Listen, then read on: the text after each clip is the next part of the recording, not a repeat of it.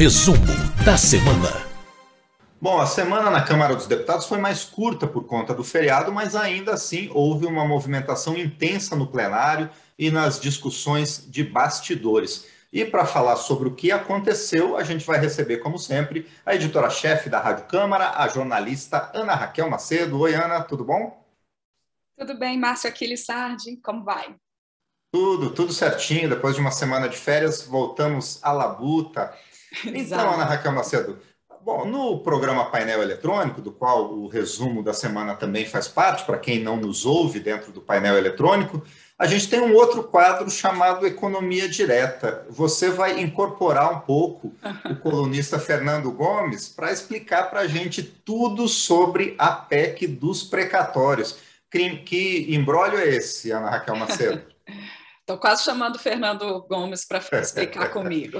Pois é. Bom, deixa a parte econômica mais profunda aí com o Fernando na Economia Direta. Vou tratar aqui dos temas gerais da PEC dos precatórios, Márcio, e também das questões políticas que envolveram essa votação no plenário nessa semana. Você voltou aí das férias logo depois do feriado do 2 de novembro, os deputados também começaram aí as votações nessa semana, na quarta-feira, dia 3, portanto, logo em seguida ao feriado, e com uma votação difícil, porque a PEC dos precatórios, PEC é a sigla que a gente usa aqui no jargão legislativo para proposta de emenda à Constituição, ela muda a Constituição e, portanto, tem um trâmite diferente, ela precisa, por exemplo, de 2 turnos de votação, com no mínimo 308 votos em cada um desses turnos.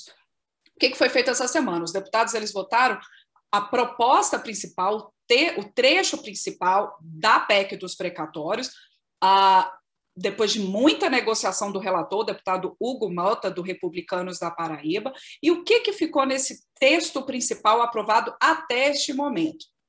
O que acontece é o seguinte: o governo encaminhou para o Congresso a PEC dos precatórios, porque esse ano a gente tem uma previsão aí. O que são os precatórios? São as dívidas do governo com pessoas, com empresas, com outros governos, por exemplo, governos estaduais, e que são reconhecidas pela Justiça, e aí, a partir do momento que elas têm a sua tramitação encerrada na Justiça, há uma ordem ali do pagamento desses precatórios definida pelo próprio Poder Judiciário.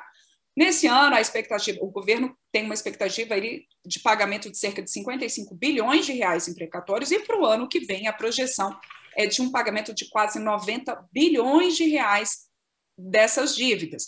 E o governo, preocupado com esse volume, que praticamente dobra em relação ao que ele vinha pagando antes, propôs ao Congresso que pudesse dividir esse pagamento em até 10 anos. O Congresso recusou essa proposta do governo nesses termos. E o relator, Hugo Mota, então, negociou um texto diferente. O que é esse texto, então, que foi aprovado até o momento pelos deputados? Ele prevê um teto para o pagamento dos precatórios, que vai ser baseado no ano de 2016, nos valores pagos em 2016 com essas dívidas judiciais. E por que 2016? Porque foi o ano que se instituiu o teto de gastos públicos, que é aquele limite que o governo tem todo ano para gastar, que é corrigido pela inflação e que limita as despesas do governo. Então, a partir desse cálculo, lá levando em conta números de 2016 e prevendo a correção dos precatórios somente pela taxa Selic, que é uma mudança também que acontece no pagamento, haverá um limite de pagamento, então, dos precatórios no ano que vem de cerca de 45 bilhões de reais. Portanto, mais ou menos metade, né, Márcio, do que está previsto, se nada for feito, se o Congresso, né, não concluir essa votação ainda esse ano. Outra mudança feita pela proposta aí do relator é que você mude também a forma de cálculo do próprio teto de gastos públicos, que seria calculado ali o ano, né, os limites ali de cálculo mudariam. Com isso, o governo não só ganha um espaço fiscal, né, com o adiamento do pagamento total desses precatórios, como também ganha um espaço fiscal no próprio teto de gastos. E por que o governo está buscando, Márcio, esse espaço fiscal?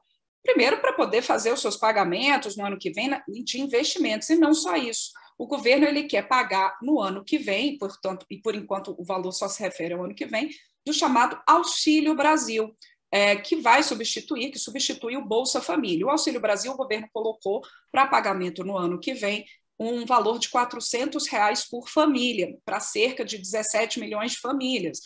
E esse valor de R$400, o governo diz que só tem como suportar se tiver espaço fiscal. Por isso que esse é o principal argumento do governo para a votação da PEC dos precatórios. Num primeiro momento, realmente esses R$400 seriam previstos só para o ano que vem, né, do Auxílio Brasil. O que mais que está previsto nesse texto aprovado nessa semana pelos deputados em relação à PEC dos precatórios? Além dessa questão de ter um teto para o pagamento, além dessa questão de mudar a fórmula de correção pela taxa Selic, a mudança no teto de gastos, enfim, você tem alguns critérios de prioridade para pagamento desses precatórios dentro desse limite do ano que vem.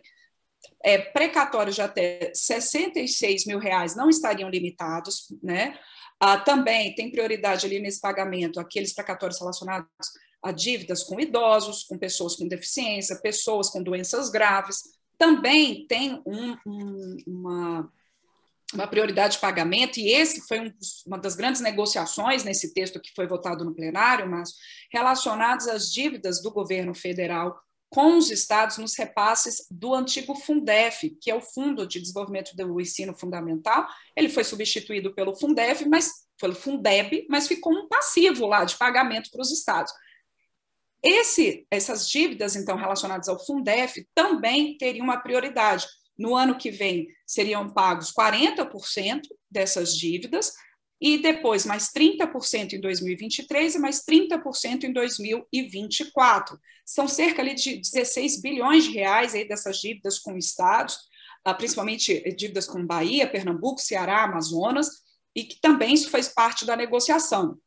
Outra questão também que fez parte dessa negociação do texto é que aquele credor que eventualmente não seja contemplado por essas prioridades no orçamento do ano que vem, uma possibilidade é ele aceitar um desconto de 40% no valor a receber, para com isso ele ser incluído na fila de pagamentos no ano seguinte. Então ele já entra na fila de pagamentos do ano seguinte se aceitar esse acordo ali, que seria definido em instâncias de conciliação na justiça. De toda forma, essa foi uma construção, mas a votação do texto principal em primeiro turno, Márcio, ela não foi folgada. A gente, como eu disse, para mudar um texto da Constituição, são necessários 308 votos. E nessa votação foram 312, portanto, só 4 a mais do que o mínimo necessário. Foram 312 votos sim e 144 votos não. Entre esses 312 votos sim, houve inclusive o acordo ali, a concordância de parte da oposição, como, por exemplo, parlamentares do PDT. Mas entre os votos não, a gente teve tanto deputados de oposição, como também deputados considerados ali independentes. E quais eram essas principais críticas de quem é contra esse texto que está sendo, então, negociado pelo relator Hugo Mota? Primeiro, essa questão de que o espaço fiscal para o Auxílio Brasil, na avaliação desses parlamentares contrários, seria uma medida eleitoreira, porque os R$400 do Auxílio Brasil estão previstos só para o ano que vem, por enquanto, e na avaliação desses parlamentares contrários não haveria necessidade de você fazer isso, de alguns desses parlamentares contrários, não haveria necessidade de você fazer isso via uma proposta de emenda à Constituição. Eles defendem, alguns deles, até o fim do teto de gastos. Outros, considerados também independentes, contrários a essa proposta, dizem que seria um calote do governo, porque esses valores com os precatórios já estão definidos pela Justiça. Então, o governo está demorando um pouquinho mais para pagá-los. Por outro lado, a gente teve, então, esses 312 votos sim, considerando, por exemplo, o que o relator Hugo Mota falou, de que há necessidade desse pagamento de um auxílio para os menos favorecidos, para quem mais precisa, exatamente nesse momento de pandemia, de pós-pandemia, que é o caso do Auxílio Brasil, e também a necessidade de o governo poder ter um espaço maior para investimentos no ano que vem. De toda forma, como eu disse, essa foi só a votação do texto principal da PEC dos precatórios, ainda tem prevista a votação dos chamados destaques, que são emendas que ainda podem alterar o texto, e depois da conclusão da votação em primeiro turno, ainda precisa votar em segundo turno. Cada destaque e também a votação em segundo turno, tudo isso tem que ter no mínimo 308 votos. E é isso que a gente vai ter na semana que vem, né? Segundo declarações do presidente Arthur Lira. A partir de segunda noite já tem sessão, terça-feira deve retomar essa questão dos precatórios. É isso, Ana? É isso mesmo. O presidente Arthur Lira já marcou, Márcio, sessão para segunda-feira à noite, com outros projetos na pauta, mas exatamente na ideia de trazer os parlamentares para Brasília, porque essa sessão de segunda-feira, o próprio presidente Arthur Lira já disse que terá efeito administrativo. O que significa isso? Quem faltar vai ter desconto no salário.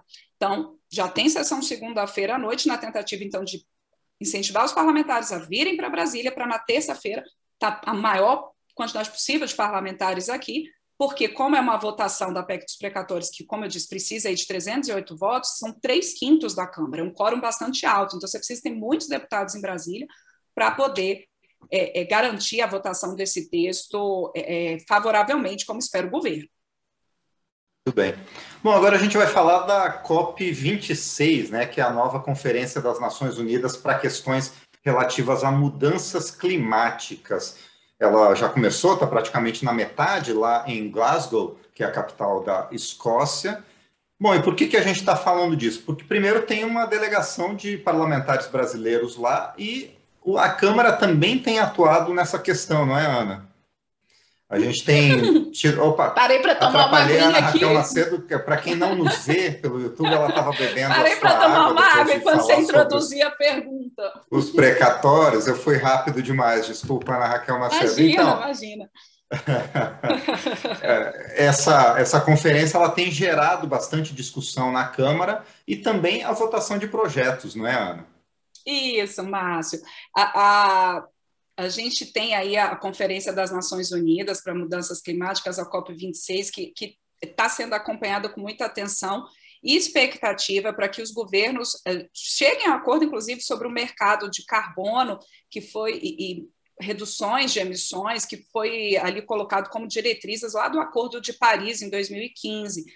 E o que é a ideia? É que há uma comitiva prevista de parlamentares brasileiros para participar da Conferência de Glasgow já nessa semana. Alguns já estão, inclusive, na Escócia, participando das discussões desde a primeira semana, e nessa segunda semana há a previsão de outros parlamentares indo. E eles querem levar na bagagem, parte deles, né, quer levar justamente essa questão da regulamentação do mercado de carbono no Brasil, que é o mercado brasileiro de redução de emissões. Esse é um projeto apresentado pelo vice-presidente da Câmara, o deputado Marcelo Ramos, do PL do Amazonas. Ele, inclusive, está previsto para ir a Glasgow. E a ideia é que você tenha ali diretrizes, né, dentro do país, regras, para testar, então, a redução de emissões de gases causadores do efeito estufa. O mercado de carbono ele seria regulado, e aí você tem como se fosse uma venda de créditos. Quem polui mais compra créditos de quem polui menos, justamente para compensar suas emissões, fazer um balanço ali de emissões, já que a ideia é que você tenha metas verificáveis de redução de emissões por cada país. A expectativa do deputado Marcelo Ramos, que é o autor desse projeto, é que você possa também beneficiar comunidades tradicionais, povos indígenas, que têm um papel importantíssimo na preservação das florestas em seus territórios, e que você possa, então, também ter a população ali amazônica beneficiada nesses locais em que há preservação. Por exemplo, também o mercado de carbono poderia ter um produtor rural, né, Márcio? Não só povos tradicionais, mas um produtor rural que eventualmente tenha preservado muito a sua área, ele pode ali negociar esses créditos, ou uma indústria que tenha poluído, tenha feito todo um esquema para poluir menos, para ter menos emissões, também poder fazer essas negociações. O que acontece? Então, tem essa ideia, tem esse projeto. Essa urgência para esse projeto que regulamenta o mercado brasileiro de redução de emissões foi aprovada nessa semana, com a expectativa de ser aprovada na próxima semana a proposta em si, para levar, então, para a COP26 essa sinalização do parlamento de que também está envolvido nessa discussão importantíssima lá da Conferência das Nações Unidas sobre Mudanças Climáticas. Agora, o mercado de carbono, Márcio, ele não é consenso nem lá na COP26, nem no parlamento. Por quê? Alguns criticam essa possibilidade do mercado de carbono como se fosse uma licença para poluir. Então, há quem diga que você mercantilizar, você colocar um preço aí nessas emissões, nessas transações de emissões de carbono, que isso seria uma licença para poluir. É uma discussão. E isso está colocado, e não é um consenso, e está se tentando chegar a um consenso, a um acordo sobre como seria esse mercado, tanto lá na COP26, é um dos grandes temas da Conferência das Nações Unidas, como no próprio parlamento, na própria Câmara. E esse projeto aí que está sendo negociado entre os deputados, ele prevê justamente uma implantação gradual e que há uma sinalização de que ele esteja em sintonia com as discussões dos países nesses acordos climáticos. Bom, então essas foram as principais discussões dessa semana mais curta na Câmara dos Deputados, mas como a gente já antecipou, a semana que vem promete entre as discussões dos parlamentares, e é sobre isso que a gente vai falar no nosso próximo encontro, né, Ana? Por enquanto, obrigado, bom final de semana e a gente se vê. Com certeza, Márcio Sardi, obrigada para você também, um excelente fim de semana e para quem nos acompanha aqui no Resumo.